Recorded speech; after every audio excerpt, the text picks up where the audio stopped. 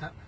Adesso ci amiamo qua, acquistiamo auto, furgoni, camion usati di qualsiasi tipo, anche molto chilometrati in cilindrata.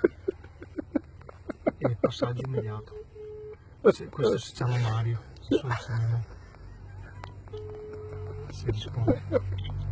Pronto? Sì, pronto? Pronto? Parlo con Mario? Sì, sono io. Sì, salve Mario, ho trovato il bigliettino nella mia Simca.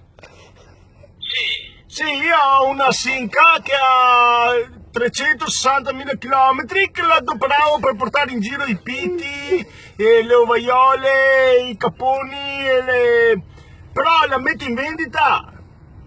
ma che anno quella finca? La Simca è del 93. E vuoi venderla? Sì che voglio venderla, però dentro è tutta quanta schitata. Mamma mia, da dove chiami lei? Io chiamo da Padova, ho trovato il bigliettino con scritto: acquistiamo auto, furgoni e camioncini usati. Che tipo di finca? Perché sono di più, dimmi com'è. Non lo so, ha sempre adoperata la mia femmina e tutta quanta rusina come?